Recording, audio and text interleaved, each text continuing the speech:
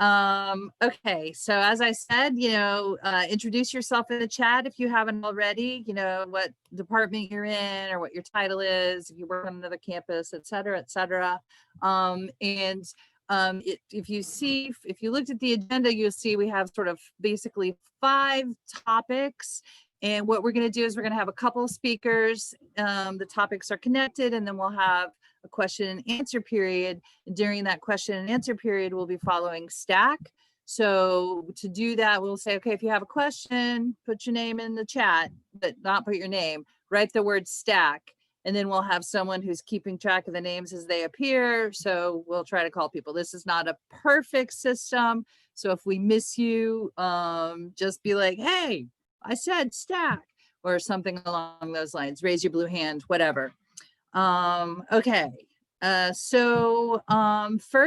I would like to introduce James Hoff.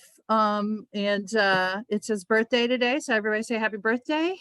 And he's going to talk about, what does strike readiness mean? This was a strike readiness resolution. What does that mean? James is here to tell us. Thank you, James. Take it away. Okay, I'm unmuted. Hello, everyone. Welcome. It's really nice to see a lot of familiar faces here. Yeah, I'm James Hoff. I'm an associate professor in the English department at BMCC. I am a member of the PSC BMCC chapter executive committee and a delegate to the PSC Delegate Assembly. And so I want to talk just a little bit before we jump into this important resolution that was passed at a special meeting of the Delegate Assembly last month. And before we jump into that and really start talking about what it means, I wanted to provide a little context, a little sort of political and historical context for this discussion. And then talk a little bit about why it's so important for us to be strike ready in relationship to that. So as everyone here is probably already aware, we're living through one of the most tumultuous and arguably one of the most economically precarious moments in the history of the United States. The coronavirus pandemic and the economic crisis that followed have hit working people, especially poor working people and working people of color, very hard. More than 300,000 Americans now have died of the coronavirus, including many of our fellow union brothers and sisters, our students, and their families. And tens of millions of working people have lost their jobs. Many of those jobs, increasingly, it's looking, those are going to be potentially permanent job losses. Although vaccination started this week, we're currently witnessing still record-breaking numbers of new cases and deaths. And it will be many months before enough people are vaccinated that the economy can safely reopen fully. The threat of a second long recession or another depression seems imminent. And this crisis, this bigger crisis that we're living through, the pandemic, the economic crisis, and the bigger crisis of capitalism that's been happening since 2008, right? All of this has hit CUNY especially hard. This is in large part because CUNY was already in crisis even before the pandemic hit. For decades, CUNY has faced a series of ruthless austerity budgets that have left little room for further cuts. Even before the pandemic, wages were stagnating with relation to inflation. Tuition and fees were continuing to increase year after year, and the vast majority of the faculty have been transformed into hyper-exploited part-time workers with little to no job security and few benefits. And since then, things have only gotten worse. While we managed to avoid the worst of the health crisis, the worst of the pandemic, and I think we did, I think things really could have been a lot worse at CUNY. Economically, the university, the students, and the people that make the university run have been devastated. Course caps have been increased in the vast majority of classes. You guys, I'm sure, have noticed at BMCC and across the entire university. This has resulted in fewer course offerings. Our 2% contractual pay raises, which we were supposed to get in November, have been permanently postponed. We don't know how long. We don't know whether or not the next set of raises in 2021 and 2022 are going to be respected. And this is money that our members were relying upon during this pandemic. We have lost, and most importantly, I think, we've lost thousands of part-time faculty and staff jobs since the pandemic hit. At least 2,800 adjunct faculty jobs have been lost that I know of, and it's likely probably even more than that.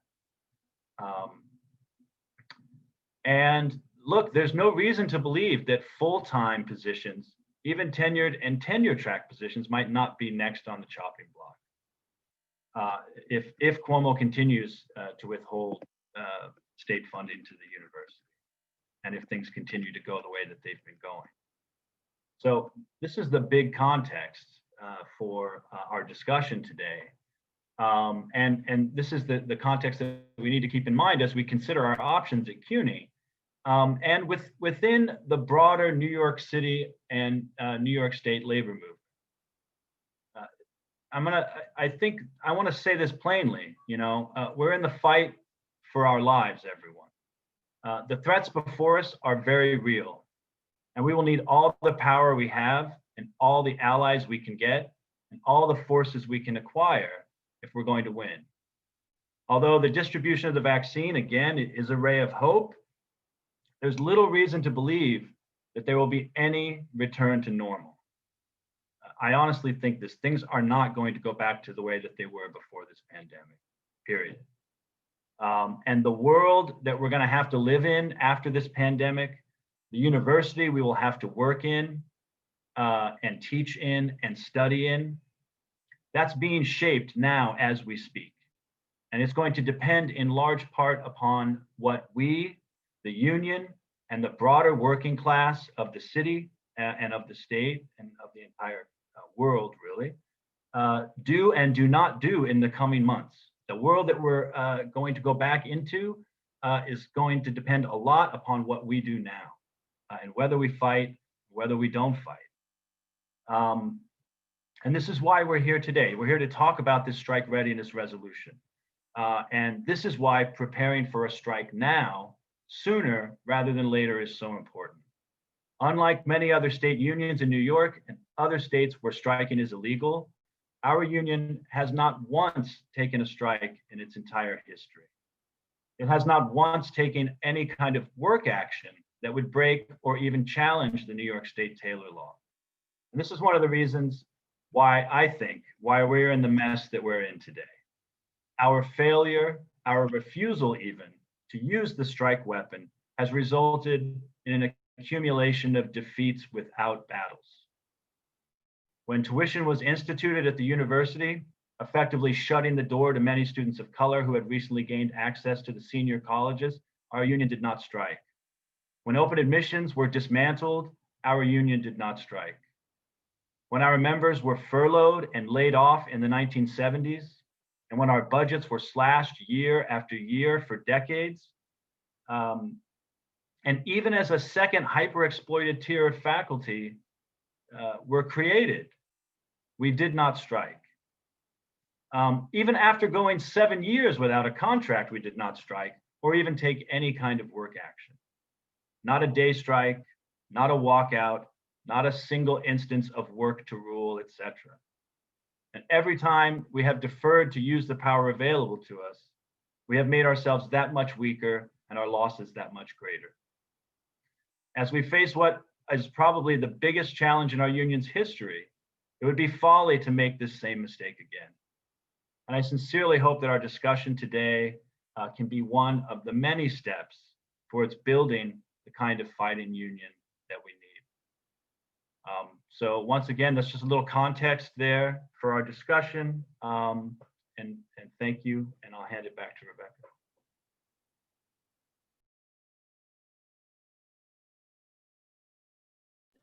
Thanks, James. And you came in under time. Cool. Okay, so as I said before, there was a resolution passed by the Delegate Assembly, and Boyda is now going to tell us all about it. Okay, so I think I'll pin myself and unmute myself. Great, thanks. And I think James did a great job setting up a lot of the context of the history at CUNY and why this is such a desperate moment we're facing now. So I'm just going to give a hopefully brief overview of the resolution that we're talking about, the history behind the resolution just over the last few months, and I'm trying not to make it too granular because I know there are a lot of details here, but I think there are some important lessons to be learned for unionists from this whole process. So the resolution that Rebecca mentioned was the second strike readiness resolution that was brought to the Delegate Assembly just over the last month in November. So the first resolution was produced by a coalitional group that represented about 7 or 8 campuses across CUNY, starting with the strike authorization vote committees on both BMCC campus and Brooklyn College campus. So we came together, the 2 SAV committees across these campuses, and we built this resolution that was actually designed off of the strike readiness resolution that we passed at BMCC in September, which is probably an important part of the story, that these resolutions just don't vanish into the ether. So we came together and then appealed to a number and then wrote this resolution that tried to center bargaining for the common good demands, just as a definition. And I'm just going to share this glossary in the chat because I don't want to assume that everyone knows all of the terminology we're talking about. Bargaining for the common good, or BCG, is an approach to bargaining that centers the community's needs as well as members of the unions. So we had this this petition that centered those demands and also drew a connection between strike action and confronting bullying and racism problems, which have been shown to be endemic at CUNY. We then appealed to a number of endorsers from the Delegate Assembly who could sign on to indicate they would be willing to vote yes on this resolution. And we ended up also approaching a number of anti-racist and student groups across CUNY. And these include, so we gained over 60 endorsers, and some of the groups involved in promoting this original resolution included the Anti-Racist Coalition at Brooklyn College, Free CUNY Student Group, the CUNY Black Student Union, CUNY for Abolition and Safety, and the CUNY Adjunct Project, and then a number as well of PSC executive committees on individual campuses. So this original resolution didn't quite pass at the Delegate Assembly, but we got really close, and 2 executive council members even voted for it from the Central PSC. And so it was a really hard fight. I think we lost by like 76 to 73 or something. It just was so close and really exciting. And I think just this quick history of what built up to that original resolution can really show the power of rank and file mobilization, that there is in fact broad support for strike readiness across campuses and also amongst students during this alarming crisis moment, and shows the power that we have, even just in this call today, building strike authorization vote committees on our campuses and also talking to each other. So within that same week in November, the EC called a special delegate assembly to discuss and debate another strike readiness resolution, which was partially modeled on ours. Many members, not just delegates, showed up, and this one passed resoundingly. I'm going to share it again here. This is a document that shows not just the final resolution, but in red, you'll see highlighted the amendments that we had passed during the special DA to try to build back, because the thing is, it was not as militant, not as forceful on the issue of strike readiness as our original resolution, but through the power of our coalition we were able to propose and have successfully passed a few amendments back into the language. I mean, I think that you can definitely read this new resolution for yourself. It's long. It includes language around the New Deal for CUNY, as well as the 2016 PSC Strike Authorization Vote, and other actions the union has already been taking. And so really does build in, and I keep saying strike readiness because it's something we need to talk about is, you know, this isn't calling us for a strike right now, but it's calling for our union to treat striking as a viable option and campaign moving forward and to devote resources to it. So that's why it's strike readiness. So you'll see in red in the document, but the three little amendments we made to the whereases at the end, which is where, you know, the things that you want to happen actually live, are number one, emphasize celebrating the diversity of our membership. Number two, the formation of cross-title member-led strike readiness committees. And number three, prioritizing strike readiness campaigns in the budget so that resources are actually devoted to this. So along these lines, we want to make sure, and that's what this meeting is about, we want to make sure this resolution amounts to more than just a piece of paper. For a real campaign to work, we need political education and broad rank and file involvement across titles amongst TOs and CLTs and CETs and NTAs, and we really need union resources. Currently, there are only 6 staffers, full-time PSC staffers for a union of 30,000.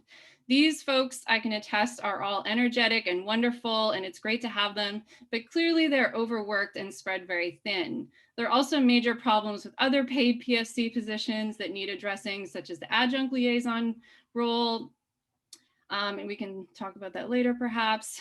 As well, the PSC has now launched phone banking efforts, which I've participated in, and we should continue to show up for those.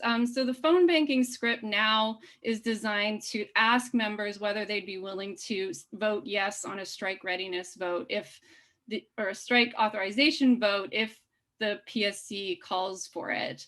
But when I went to the phone banking session about this, I noticed that members in the call were uncertain about Taylor law implications. You know, there's a lot of political education that is required to have people like us representing the union calling members and asking how they would feel about striking. This is not just a really simple scripted conversation that you can have that can be broken down into like the sound bites that translate into these scripts.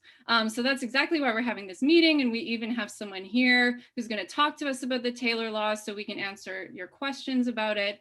But that was one problem I noticed with the phone banking that's happening right now. And the second problem is that the binary nature of the script system, which says, will the member vote yes or no? And then that's it, there's no maybe. I think that really sets up a problematic division between, like, even so many folks, and probably many folks on this call, are very understandably hesitant about committing to striking and what all of that means. And so if folks are uncertain, then we were told to just click no. They wouldn't vote yes on the strike authorization vote. And so we just felt that deeper conversations were needed. So that's exactly why we're holding this meeting right now. And that's why we hope you will all join us in our SAV committee at BMCC, and also phone banking efforts moving forward, and help build the kind of political education that is needed to really develop a strike ready union. That's it. Thanks. That was great, Boyda. Thank you so much. So now we have time for some questions. If anyone has questions about the resolution or any questions so far for James or Boyda, questions, comments. Again, if you have a question or comment, you write stack into the chat and we shall call on you. Right now the stack is open.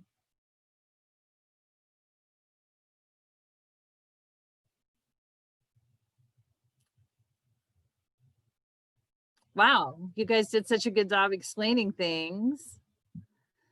Yeah, I will put myself on stack for a moment and say that, Boyda's point about the maybe not being there. I've been doing some phone banking this past week because in addition to being a delegate, I'm also the adjunct liaison at Borough. So I was doing phone banking there, and it does say maybe now for strike readiness, or for would you be willing to vote? I don't know if that's all. Using the phone banking is kind of cumbersome. You get about one person for about every 10 calls, but I've had some good conversations. So I encourage everyone to just join it. We need to reach out and try and talk to every single member of this union, and even the non-members, every single member of the bargaining unit. Nick. Oh, David, sorry, go ahead. Nicodemus is on stack. Yeah, I guess one question, and maybe it's for Boyda or whoever, is something thinking about the resolves in the actual resolution, right? Because part of the resolves and what it talks about in there is, I think it's the third one there, where it says that the PSC to continue to preserve litigation, grievances, collective action, impact bargaining, health and safety activism, legislative activism, action, chapter campaigns, coalition building, and all other lawful means, etc. And I guess the question that I would ask, maybe this isn't directed at you, Boyda, but one maybe other people could respond to, is the degree to which that you think that was put in there to continue to kick the can down the road towards actual strike actions, right? Or how genuine you think all of these, it seems like they threw the whole kitchen sink in there for, even such to saying words that I'm not even actually quite sure what they mean. Coalition building, I don't know really what that means, but I guess the question, I don't know, again, maybe this is a rhetorical question, I don't know, is to the degree that this resolution and all of these kind of things that they're saying they're doing all of this stuff before the strike, actually doing a strike, is that a hindrance to this right now, or is there some way that we can, I guess, how do we maneuver around that kind of roadblock that's internally set up within this document to actively get towards, an actual strike, and not all of these kind of, what I would call sort of like liberal activist campaigns that don't change anything and have historically, as James talked about at the beginning, have not really changed anything since a very long time. They did this over the summer, nothing happened. So I guess, I don't know, was that even a question? Maybe that was a question. I guess, yeah, I'll just leave it there before I keep rambling. Well, James, you're on stack next. I'm sorry, do you want to answer that? Is what I was going to ask, is like, since you're on stack anyways. Yeah, I can answer that. Look, I want to say, I got on stack because I wanted to respond to something that Boyda said that I think is really important. But just to briefly respond to Nick's question, I want to say first, look, this union is not monolithic, okay? This union is a collection of 20,000 different members. And those 20,000 members have different ideas about what a union is, what a union should be, etc. And so there are many of us in this union, and I think many of us on this call today feel this way, who have been working actively to build this campaign for years, to build a union that has the power to actually take strike action for ourselves, for our union, for our university, and for the class more broadly. And so when we talk about this resolution, I think we can be critical of it, and that's good. And we're here to talk about, from my perspective, I'm here to talk about how to make this resolution have some actual teeth and move us forward. I was opposed to this resolution, I'll say, because I saw it as a way of union leadership, and I want to say again, this is not monolithic. Not everyone in the union agrees with the union leadership. It's really important to understand that. Because I saw it as an opportunity for them to cover themselves and act radical, as they often do, to talk really radical and not to actually take action. And that's why I think this meeting is so important. I think it was Boyda or somebody else said earlier, to put some teeth into this resolution. I think that's absolutely right. So to respond to Nick's question, yes, Nick, I mean, I think it's clear that therefore is really meant, it's a way for the union to say, look, we want to exhaust every other absolute possibility before we even really take this seriously. And to me, that's a real problem, because we have already exhausted all of those options 100 times over. And so, you know, from my perspective, going forward, we have to take this resolution and make it ours and run with it. And when we do this phone banking, when we talk to people, and this is what I originally got on Stack for, is to respond to this question that this phone banking is somehow about taking a survey of the membership. That's not how leadership works in a union. And the people on this call, and the people in the DA, and the people in the executive committee, they are leaders in this union. And leaders push people further, right? They get them activated. And part of our job as leaders is to educate people about this question of a strike and to convince them that a strike is necessary, not merely to query them and find out, well, would you like to take a strike or not? I think a lot of people in leadership have done the analysis necessary to see that we cannot survive without this weapon, and without at least the credible threat of a strike. And so our job, as far as I see it, is not to ask necessarily, but to try to convince. And I hope that we can come out of this meeting with that kind of agenda, that we're going to go out and convince people this is what needs to happen. I have Ángeles on stack, and then Rebecca. I'm not sure anymore, because I mean, I'm just gonna echo what James said. I was thinking also about Nick's question, and I think this meeting, of course, is one answer, right? Like, the resolution it's a means to something. These are tools that the union has to, you know, mobilize certain actions and money, hopefully. But I think that at least at my experience at BMCC is that we are really organized, you know, and we have a group of very militant activists, and we just need to keep growing that base of people who actually always show up, people who are willing to make phone calls to other colleagues, because I think that of course, there are things that are worrisome at the CUNY level for every college, but there are also things that matter to us. You know, that are specific to BMCC. We have a new president, and, you know, he has a record of being very anti-faculty, for instance. So I think we need to really start organizing, take this resolution, see what we can do, you know, what we're able to do, and just to push our colleagues in departments, you know, our different offices, and start speaking about this, because the rhythm of the leadership, of course, and of the whole machinery of the union is always going to be slower than us, right? So we need to kind of accelerate people, and it's difficult to do it in this circumstance because we have to meet on Zoom, you know, and it's difficult to organize. So I really want to thank everyone who's here, because we have been, this is the second meeting we do. I mean, this is specific to this resolution, but we are starting to do meetings like this to phone bank at BMCC. And whoever is here, because is interested in keep building this base of active militants, I think that's a great thing and a really good start. That's it. I have Rebecca on stack, and then I have Gustavo.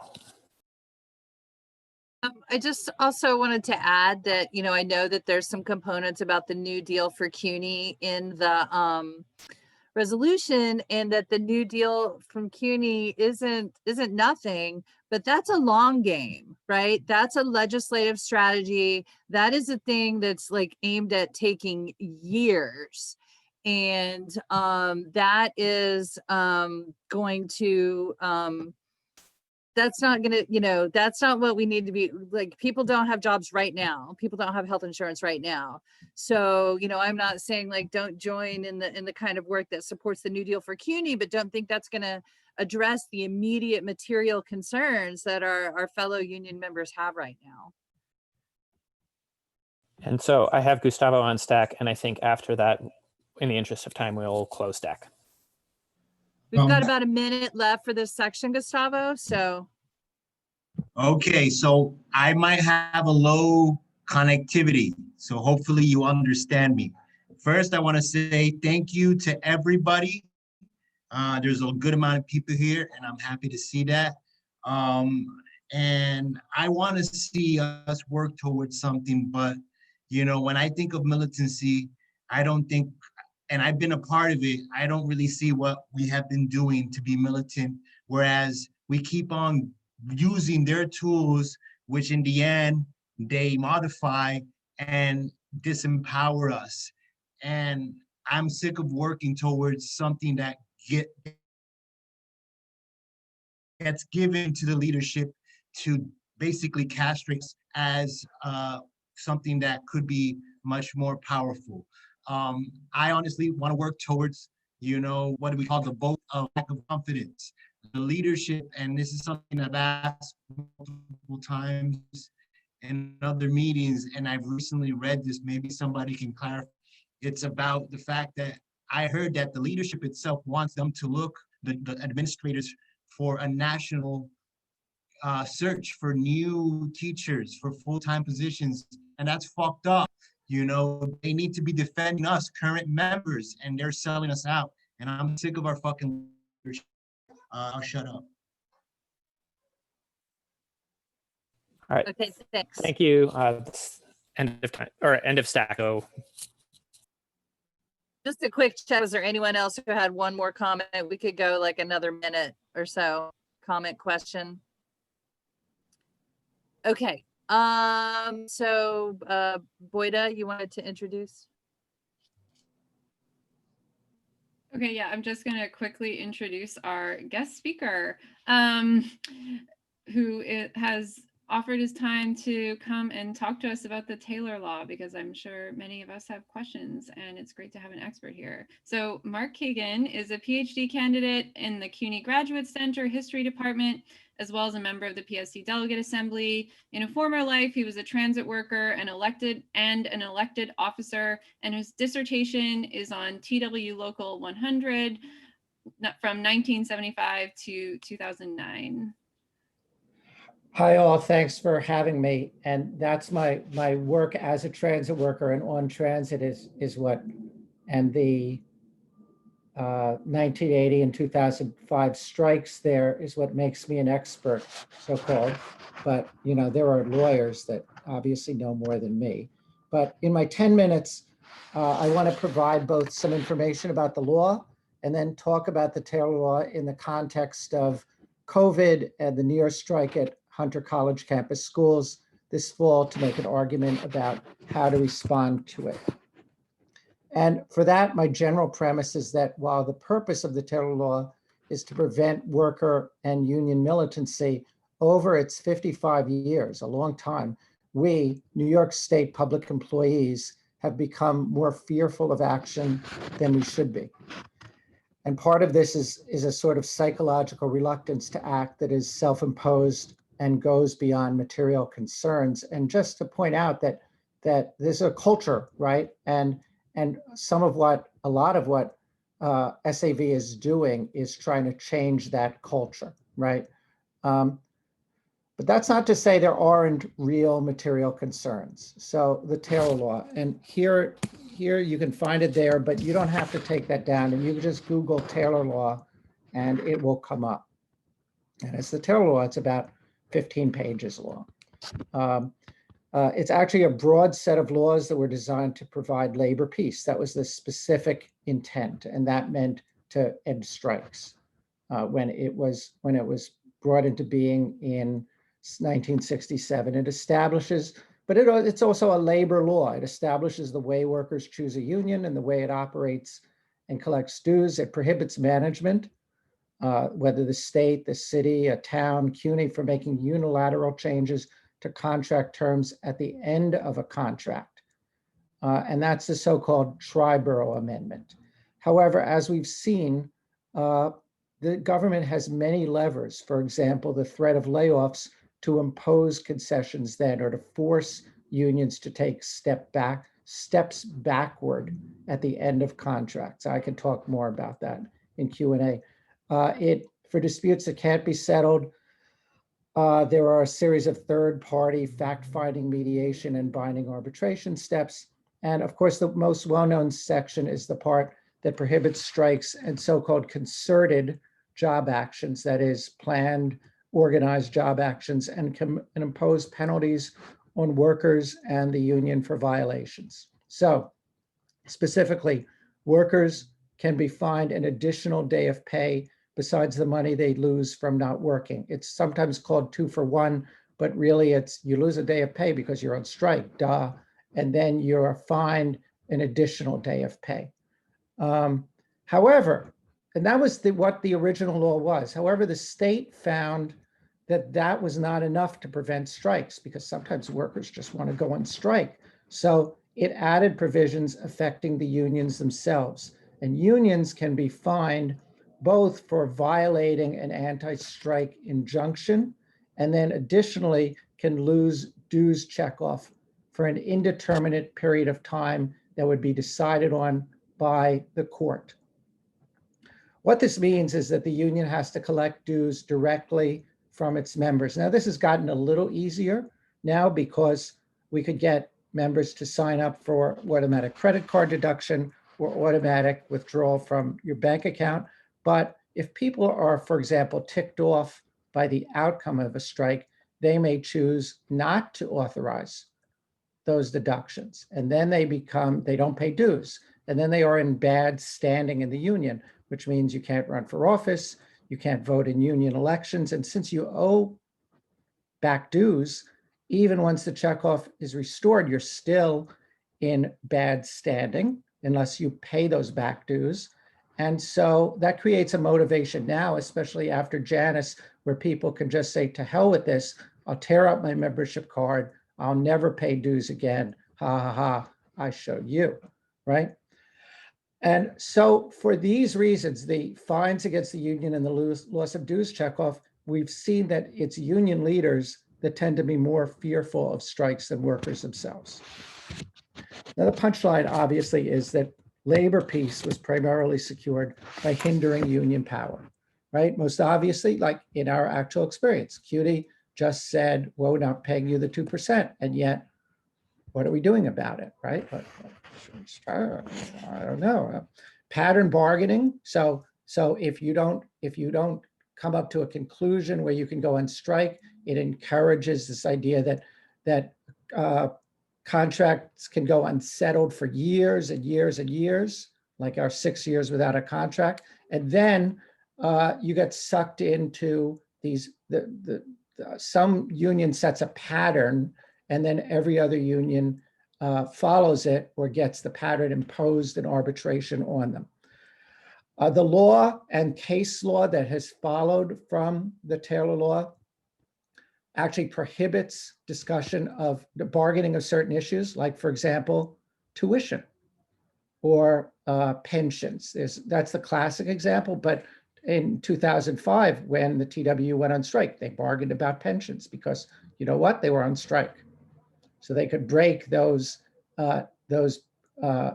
non-allowable subjects of bargaining. And it also allows CUNY to choose not to bargain about what are called non-mandatory issues like class size. Now, finally, a crisis situation like COVID, where long-standing contractual provisions no longer work, CUNY can just sit on its hands, right? And the idea that a dispute will be resolved in a year or two is obviously unsatisfactory or even dangerous. And that brings us to Hunter College campus schools, where an extraordinary amount of union organizing, self-union organizing by those 125 teachers went on over the summer around issues of work and health safety. But notice how the Taylor law is one-sided here. CUNY simply announced that the school was safe and announced a report date and refused to meet with the union for months. And when it did meet, finally, it refused to hand over documentation, and it refused to let union inspectors into the building, right? And so where's the labor piece here? The labor piece is just saying to the union, well, you can't do this and you can't do that. What is the mechanism for the union to challenge this in real time instead of after the fact? There is none other than to strike. And when those, but just before we get to what they did, I mean, it's worth noting that if they had gone on strike, that's 125 workers, the entire union of 30,000 workers might have lost dues checkoff, right? That's the hammer that the tail law holds over the union's head. However, in this case, the union chapter held a strike authorization vote. 90%, 85% of workers participated in the vote, 90% authorized the strike, and they set a deadline. And while the union leadership approved all these steps, it seems pretty clear they were member driven, rank and file driven. These workers were seething and they were prepared to act. They changed over the course of the summer, they changed the culture in that chapter, right? They were prepared to act, fully understanding the potential legal consequences, right? This should be illuminating as to the possibilities that exist that we, labor, have largely set aside. And it was on this basis that CUNY finally agreed to allow the inspections. You know, they did not get 100% of what they wanted, but they got 70 or 80%. And frankly, they had a union meeting starting at 9:00 p.m. because earlier it was still Yom Kippur. And the next day they were supposed to report back to work. And that meeting went 2 or 3 hours. And they debated and decided, okay, this is enough, right? Rank and file made that decision. So the key to this was that it was apparent to CUNY that those 125 workers were actually prepared to strike. It forced CUNY to bargain. One of the people in the bargaining committee said to me earlier that summer, CUNY just treats us like a pesky fly. You know, we're pesky, but we're still just a fly. They can ignore us if they want. And they stop being a fly, right? These 125 teachers actually broke the psychological barrier of public employees can't strike, or that transit workers are the only ones that can strike. It's not just that there have been no strikes, right? But there's been no readiness or willingness to strike if necessary. This tool that can change the balance of power has been lost, and we need to put that tool back in our toolkit and decide when to take it out. That's about mindset as well as the law. And not just strikes, but all sorts of job actions, slowdowns, work to rules, all prohibited by the terror law. Last spring, for example, there was a discussion of withholding the grades. And I mean, I'm personally convinced that there is no way that Letitia James would have, if we'd gone right up to the deadline, 5/28, May 28th, there was no way Letitia James was going to drag the union into court about withholding grades if we said this is for the good of CUNY, right? These are political questions as well. Now, I can't say what would have happened if we'd gone beyond 5/28. I just don't know. This fall, now James made 2 important points, I think, right? The world is being changed. And it's partly depending on what we do or we don't do, right? And what we don't do is as James said, is we've taken defeats without battles in the last 6 months, right? We went from prospective harm to tangible harm. Harms, plural, right? Layoffs, bigger class sizes, withheld the raise. And the danger is that we let this be normalized, right? And that's what the strike resolution and the SAV work has been cutting against, is normalization, right? The idea that we can be bold, that we can think big thoughts, right? I'm not arguing that we should, just arguing that we should be willing to seize the moment, but also that we understand that our actions can create the moment, right? What would Cuomo do, for example, if we shut down CUNY for 2 days about budget cuts or free CUNY, right? what would he do if we canceled all tests or stopped assigning work? I mean, I'm just, obviously people have to decide what is the correct tactic. But again, this is mindset of union leaders and rank and file too, imagining that we can take action in the workplace. Okay, that's it. Sorry, I ran over. No, not too much. That was great. Thanks, Mark. So now we have time for people to ask questions. So David, you can take stack. Nicodemus. I'm going to jump in here. I really love that idea of the consciousness thing, right? This idea of like, this isn't necessarily a legal problem. This is a political problem. But my question's not about that. I just wanted to say that was a really our point well articulated. But the question I had, that something that you kind of said offhandedly is this question of work to rule. I guess, could you talk a little bit about how like work to rule is a Taylor violation? Because I don't know, that seems weird to me that working to your contractual obligations or whatever would be a violation of this law. So I guess could you talk a little bit, because work to rule is something that I think is really an interesting tactic for adjuncts at CUNY, because God knows that all of us, I mean everyone is overworked at CUNY. So I guess could you speak a little bit about the work to rule violation? Well, again, I mean, these are political questions on this, whether the state is prepared to deem something a concerted action, right? Concerted meaning that the union says everyone should work to rule. The state is actually, there's case law, the case law is so bad that, for example, organized refusal to work overtime for hourly workers has been deemed a job action, right? Which is quite amazing if you think about it. But I just got finished interviewing a guy at Transit who in the 1990s, his shop, they changed the coffee break and said it's going to be at 7 in the morning, right when the shift starts, instead of 9, like a break, and the workers just refused to abide by it, right? And then they refused all overtime during the summer, so the air conditioning didn't get fixed. And you know what? They never got charged with Taylor law violations. So management thinks about the politics of it. Is it worth it or not? What's the danger versus what's the opportunity for them?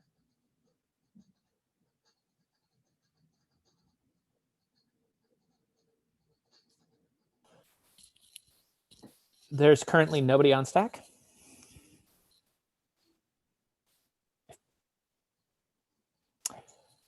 Okay, Boyda and then Margaret. I'll let Margaret go first because I would love to hear more voices as part of this conversation. Okay, Margaret. Point of information, can the union sue CUNY for this, starting with the 2% increases that are being withheld? I wish I knew the answer to that. It came up in the Delegate Assembly. Like, how is it that they can violate the contract, but we can't? And there was some talk about that I guess they're filing a grievance on that. And they'll do this step 2 on it, and which means that it'll go to an arbitrator if they're really, really hasty sometime in middle spring. So it shows you how the deck is stacked, right? That there's a famous paradigm among labor historians in the creation of the grievance systems in the 1940s, especially during World War II. How do you prevent stoppages of production? You have grievance systems, and the idea behind a grievance system is comply and grieve. So it gives management, management acts, and then the union has to grieve. It's really, and what it did was it took away What workers had previously done was you have a problem on the job and you just stop work. And then management has to run down to see why is the assembly line not going, or why are the cars not being produced? Well, maybe we have to fix this problem to get workers back to work. But comply and grieve is obviously much more pernicious, but that's the mode we are in. And ultimately, if we change the culture, we'll change the culture, not just about we can strike, but we can address things on quote unquote, to use the industrial language, on the shop floor, on the campuses, in the departments. We'll figure out ways to exercise power in our workplaces. Okay, is that the only contractual violation at present? Well, the union is also grieving the layoffs, although frankly, our contract language is bad on that. And I think that they are doing it. James, someone talked, maybe it was Boyda, talked about, or it came up in the discussion about how this other list of things is used as a way to avoid, putting the big gun on the table, right? So I think that the grievance about layoffs was, I was actually in a meeting, and Steve London, who is the technician behind Barbara Bowen, said, this is a bullshit grievance. That was his, he didn't use that word bullshit, but basically he was admitting that this grievance can't win, but they did it, he said, for a political reason. And the political reason is you guys.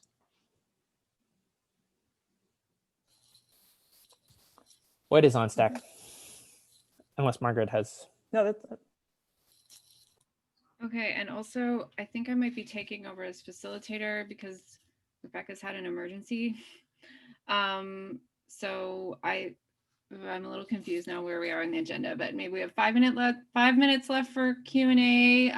So please speak now if you have burning questions about the Taylor Law. My question is basically, I thought that you gave a great presentation, Mark, and what I was struck by is this thing like that the hammer of the Taylor Law, that if the 120 workers at Hunter College campus schools had gone on strike, it would have put us all in danger of dues, of having our dues taken away. And so I just wonder, what do you think would have happened, or how would the union have responded if we all got slapped, or would it just not have been implemented, or kind of what's your sense of that alternate reality if they'd gone beyond just the vote? If they had gone on strike, if Letitia James had gone into court and said, it was it would have been a really interesting case because to strike about, I'm fearful that if I go in, I'm going to die, right? That's a real political hot potato. Really? You're going to find the union and you're going to take away all its rights because we could have framed that. This is the question also of how a strike is going to be framed if a strike takes place, right?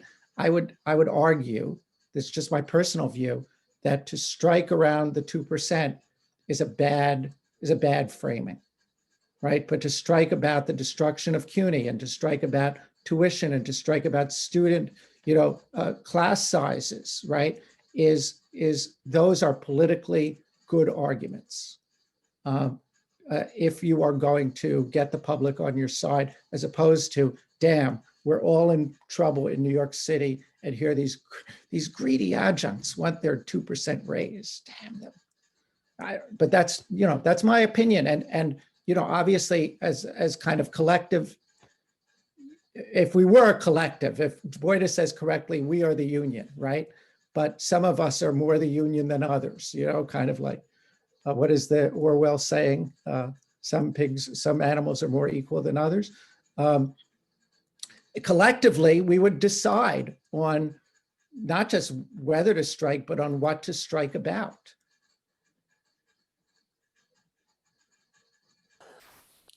James is on stack. I just wanted to ask a really quick and very simple question, Mark, and I have a feeling you know the answer. How many people have been fired because of violations of the Taylor Law? Okay, actually, the answer is 0. Okay, but this came up actually, I was at a meeting, I was at the CAP meeting last Thursday, and this came up, right? And I do have to point out, right, that adjuncts can be fired for lots of reasons. But if CUNY was to say, or if BMCC was to say, we are firing everyone that went on strike, that would definitely be illegal, right? Because because you can't be fired for violating the Taylor law. The Taylor law has a specific provision. You can be fined.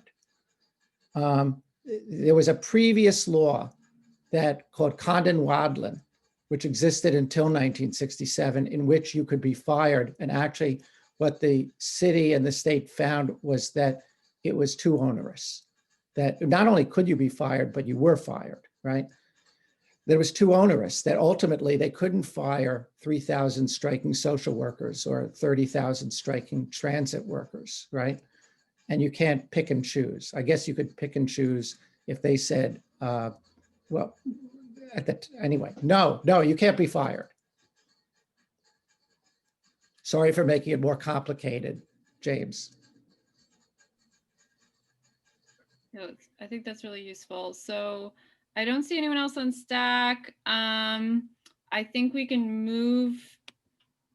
Okay, I wasn't prepared to facilitate, so I'm a little unclear on who is sort of managing the next section, because it says Rebecca again on the agenda. It's Nick and Joanna. Okay, Nick and Joanna, awesome. Well, thank you so much again, Marc, for sharing with us. I think that was really helpful. And I'm sure we can keep asking questions if you're willing to stick around. Yep.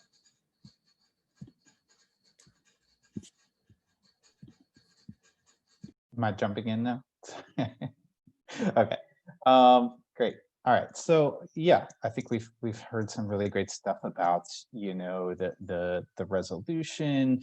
James gave us some really good analysis of kind of the situation, and Marc gave us some good insights into the Taylor law, right? But the question that remains is how, right? That the big, how do we do this, right? And obviously there's a lot of technical things that we could talk about, right? Alternative dues collection, structure tests, these kinds of things. But I think something that's really important for us to think about and to talk about tonight in these next couple months is how do we, and this kind of goes to something that Marc was talking about, you know, it's almost like that, like Mark Fisher thing, right? Like how do you get beyond the horizon of possibility, right? And it's through conscious reason. And I think that's something really important for us to talk about, is creating the culture of strike readiness, or kind of the consciousness of strike readiness across the campus and across the community. And so a couple points that a couple things I want to touch on a little bit is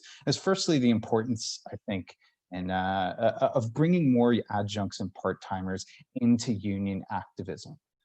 We know that adjuncts teach the majority of classes on campus, but are very, very rarely involved with anything having to do with the union, right? And we also know that a large percentage of adjuncts are not union members, right? And I know that you know, signing up adjuncts, union cards and things like that has been something the union's been working on for a very long time, but it can't just be, right, signing people up for union cards, getting their dues and everything like that, because what is that, right? What we need to think about, right, in this question of how do we do that, is creating more activism in the union, right? And Ángeles is going to talk to us a little bit in a second about the SAV committee and phone banking, but I think that's something that's really important for us to think about, right? It's how do we build these gaps between colleagues? Because I think that, in my opinion, in my experience, right, the adjuncting experience is a very atomizing situation, right? We're all kind of in our separate things. At least at BMCC, we have a very nice, at least in the English department, I call it the bullpen. I don't know if anyone else calls it that. It's 2 big rooms where all the adjuncts get to kind of hang out. You get to meet people and talk to people, whatever. With City College, for example, where I also teach, you just are you get your own office, which is nice for some reasons, but also it's not so nice because anytime you're on campus, you're kind of sequestered into this tiny little room without a window, right? And so I think a question of how do we create, how do we become a strike-ready union, right, is creating this consciousness. And part of that is through this idea or this actuality of the one-on-one conversation, right? One-on-one conversations between adjuncts talking about their experience, right? And this goes back to something that James had talked about in the beginning, not just querying people about whether or not they would strike or whatever, right? Essentially being poll workers for the union, taking numbers down, but right, agitating, right, and creating a culture and a consciousness of agitation amongst the ranks of the most precarious amongst us at BMCC and at CUNY, right? The adjuncts, the part-timers. But it's not just us, right? It's also trying to build those gaps between part-timers, adjuncts, and full-timers, right? Because it can't just be us, right? We need those all working together. So something I think that's really important for us, and I'd love to talk it more the kind of Q&A part in this question of how to build a strike-ready union, is creating and how do we build that that strike consciousness, right? How do we move beyond the horizon of possibility, right? How do we move beyond the horizon of possibility of the Taylor Law, right? Which traps us intellectually in this vice, right? Which I think, again, Marc, I think articulated very well this idea that we are kind of trapped in a little bit of a vice where we can't see beyond that, right? And so part of that, like I said, is this one-on-one conversation, which again, we're going to hear from Ángeles about phone banking, but is a really, I would advocate, is a really great experience to kind of raise the consciousness and raise the solidarity amongst everyone in the union. Because as Boyda has pointed out and other people have pointed out, right, like we are the union. We talk about union leadership, we talk about the executive committee, the delegate assembly, the blah blah blah committee, whatever, right? But at the end of the day, we are it, right? It's us, right? And so part of this, how do we make a strike-ready union, is activating people into that mindset, right? Bringing people into that mindset, that consciousness of strike readiness and that culture of strike readiness. And I think another part of that, right, and I'm going to pass it over to Joanna, is at least in my being part of these spaces or whatever, is the lack of I think other titles, right? We think of a college and we think of the teachers, but there's so much more to it. And so I want to hand it over to Joanna, I guess, a little bit to talk about the experience of other titles at BMCC and at CUNY. Yeah, thank you, Nick. So I'm Joanna. I'm an NTA in the library at BMCC and City Tech, and have been asked to talk a little bit about cross-title solidarity. I can really only speak from my perspective as an NTA, as someone who has spoken to NTAs across CUNY, doing a lot of organizing with NTAs. And what Marc said just a few minutes ago, that some of us are more the union than others, I think is really a strong feeling among NTAs and, probably CLTs as well, though I don't know if I can say that authoritatively. I had a meeting last week with NTAs, and many people talked about being unaware of the union altogether. They were never told that they had the option of joining the union or what that means. Maybe they received an email from me and that's the first time they ever heard about the union. Why is that happening?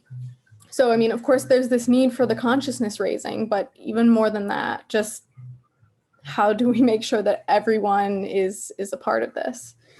There's feelings of not belonging to the union, not having a say in what happens in our workplaces in the union, absolutely understandable given the really weak protections in our contract for NTAs, for part-timers across the board. And on top of this, and I can't speak for all of my non-tenured colleagues, but I've heard reports, and Boyda mentioned this, of workplace bullying, racism, sexism, lack of academic freedom among part-timers, non-tenured workers, and extremely low morale. Among contingent workers, there's just a widespread distrust, to be honest, of full-time tenured colleagues. And none of this is conducive to building power and building a union that is for all of us. Boyda said, like, the union is us. It's not something that we, report to. And I think the 7 parts of bargaining for the common good that Boyda shared with us earlier are really speak to the adjunct and part-timer needs more than sort of current working of the union. This trust and confidence is really essential to building a strike-ready union.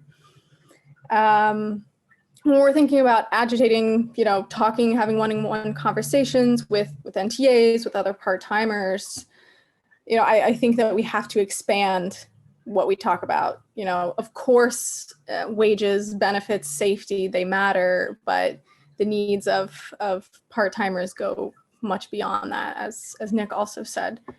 So I don't know who I should pass it on to now, but if any part-timers want to also, chime in about their experiences, please do. Yeah, the last thing I wanted to touch on in thinking about how to build a strike-ready union, is the students, right? And this is an extremely important piece for us, right? But one that has a lot of nuance to it. I think sometimes, and again, this is my opinion, I think that sometimes students are used as a cudgel to dissuade people from action. I think a lot of people, when talking about strike readiness, treat students as children.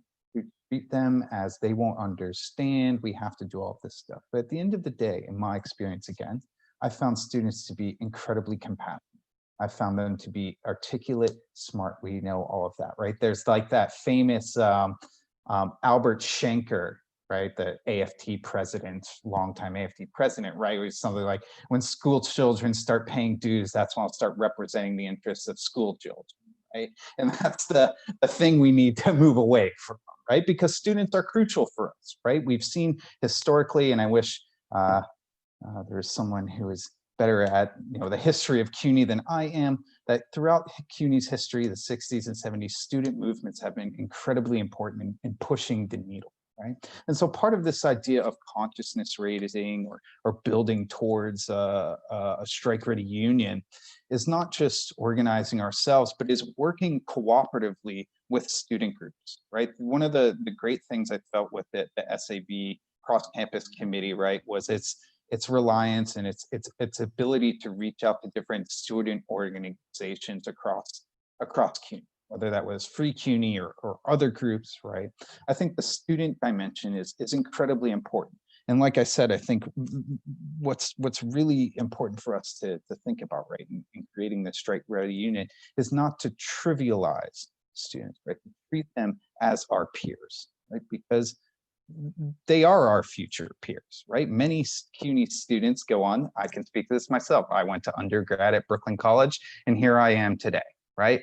Many times our CUNY students will one day be our colleagues.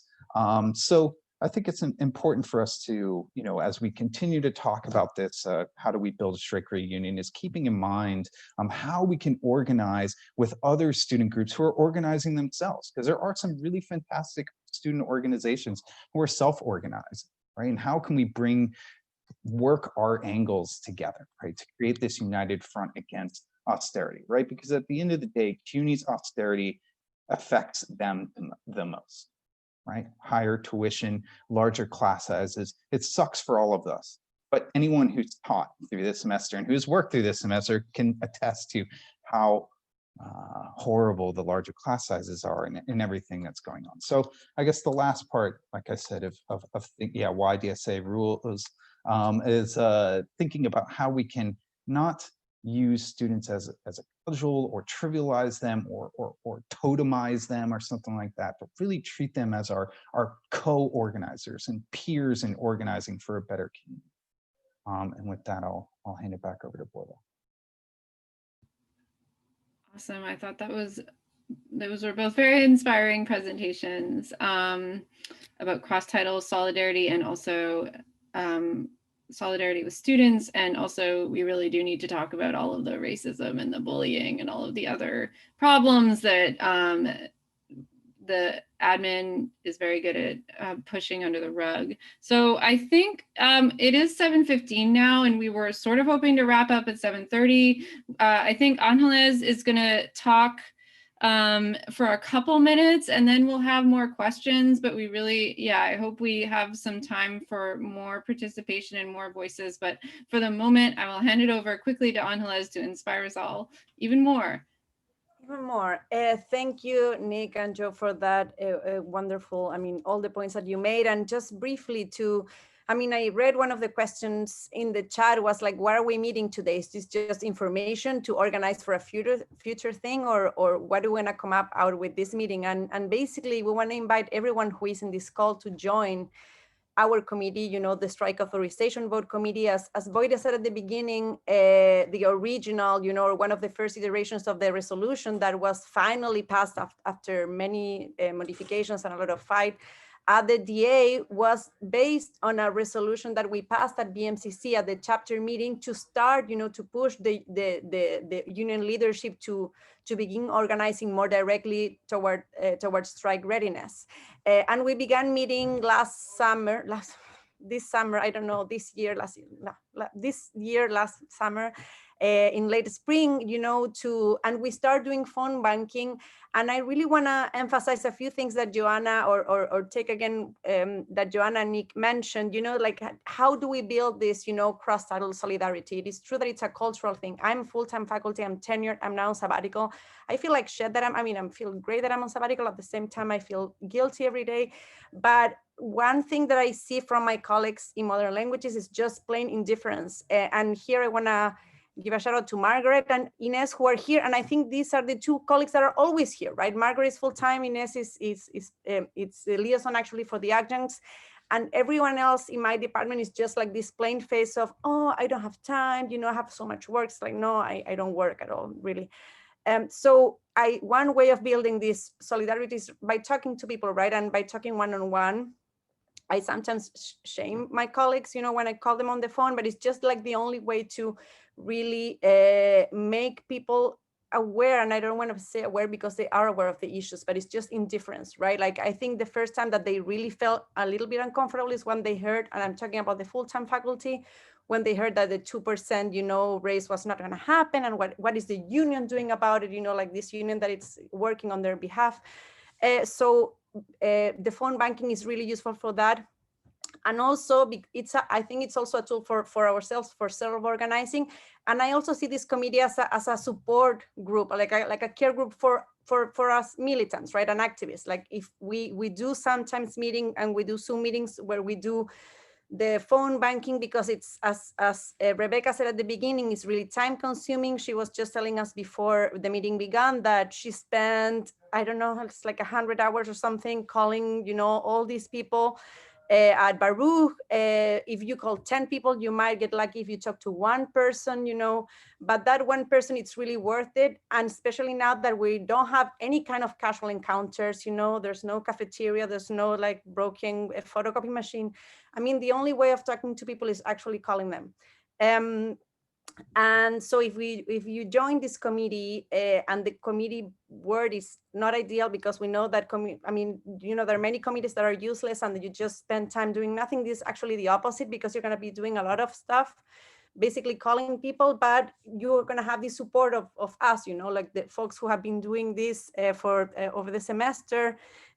We do training sessions, we go over the script together, we change the script a little bit based on and now what we learned with Marc today, we have more resources, you know, to answer those difficult questions about the Taylor law. So, but I think I'm just gonna leave it there, and I know we have everyone's email, so you will hear from us very soon. I hope, yes, no? We have questions now, I think. Well, I think first of all, I'm going to share a form here, which is to sign up for a phone banking event that we're holding on January 5th. So please do, we'd love to have you for all of the great community building reasons Ángeles just shared with us on that date. And then also if you, yeah, we definitely are building sample scripts. I mean, the whole idea, I think, is that we try to phone bank as a collective. So you're not just doing it on your own unless you prefer that. Yeah, so I think it's Q&A now, so I'll stop talking. And I see that Margaret is back on stack. Yeah, okay. I just, one thing, just before this meeting, I got an email, probably you all did, that a donation was made of $30 million to BMCC. So I'm wondering how that changes, I don't know, the playing field or whatever, or doesn't. Okay, but to the perception might be that it does. So does anyone want to, what are reactions to that? I just heard about BMCC that. people. I mean, my God answer, I think that one idea would be maybe we can plan that separately, but we could just flood, you know, the president's email with email from each one of us. Like, what are you going to do? Because his email is pretty much like, I'm going to decide what's best for this college, and the money is going to be spent in whatever thing that I decide to spend. So, but maybe emailing him a lot, it's, I mean, just start. So I put myself on stack, and I'll just say to that, I think that like this money comes with no strings, and presidents generally like to do things that are big and flashy and get them news conferences. And that usually isn't hiring back adjuncts that have been fired, right? So they have this money, but I very much doubt that I will be hired using that money. Probably some new library that I won't be able to go to because I don't have a job yet. But I think, so in general, I think that like, I think it's great that he has the money, because I think it gives us now a new point to say like, well, now they can't claim poverty anymore. They literally have $30 million in addition to the money that they always had, because it's not actually a budgetary problem. They have the money, they just don't use it. So that would be my initial reaction to that. And nobody is currently on stack, so.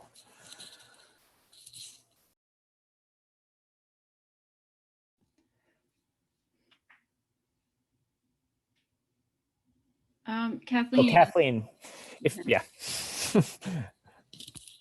Sorry, it's been a long day trying to get my act together here. On Friday, I'm going to do a phone banking session for people who are completely brand new to it, if anybody is interested in joining me. So we've had lots of people who've done it before. But we've got some new trainees, and I don't have a time set. That's why I'm sitting here going, what time?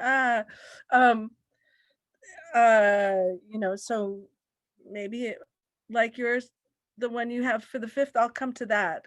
But maybe I do this one at 5 o'clock also 30, if anybody wants to come. It's for like people who've never done it before, if anybody's interested. And then I can help you learn how to do it. So Sorry, if you, when is that, Kathleen? what's that? When, or you don't have a date yet? I didn't have a time, but Okay. Friday, This this Friday, I think 5:30 is probably a good time. So if you are interested, you can just put your name tell me in the chat. Great, yeah, we definitely need more phone banking sessions than just the one on the 5th. So that's just kind of a starting point. Oh, that's awesome. That's really good. And I will come to that and then try to keep going. Especially for newbies, like anybody who hasn't done it before. So Boyda, put the link, you want to put your link in the chat again so that people can sign up for December 5th.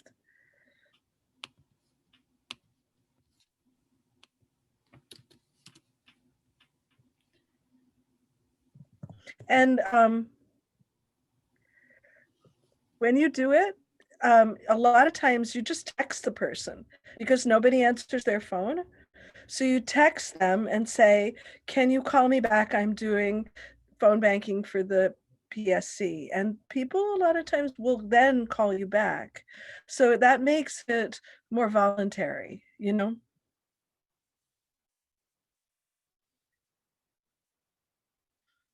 Okay, Kelly, I'll contact you and we'll figure out a time. Thanks. Yeah, I think Inez is making a good point too in the chat that the script needs to, that's what I found the last, the session I went to, that this script was just inadequate, but I think they're working on it. And like I said, those poor PSC staffers are overworked. So word is getting around. They are working on it, and I have to say I did not dislike it. I didn't think it was terrible. I thought it was fine. That's not a reading endorsement, but I thought it was fine. And when you do these things, you go off script anyway, based on what the person does back to you. So you don't follow a whole script anyway. So I think it's worth looking at the script and seeing which parts of it you're able to do. I think the most important part is to find out where a person is and push them a tiny bit, rather than find out where a person is and yell at them for being a terrible person or whatever. You know, you find out where a person is and then ask them to do just a little bit more. All right, that's it. Thanks, Kathleen. And thanks for coming. Nick? I guess this is a question more for people in the inner circles of things.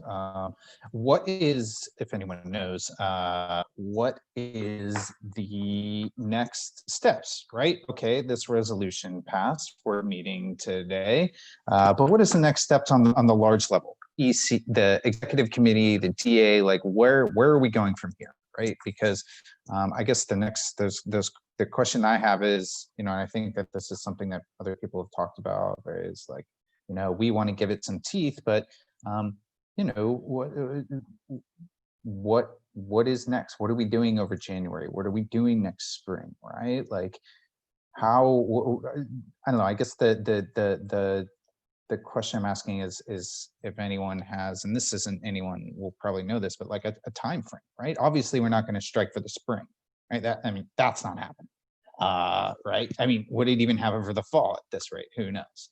But I guess the question for people in the know maybe is, you know, where are we at now, right? The resolution has come, the resolution is law, whatever, not law, you know what I mean? But yeah, where do we go from here, right?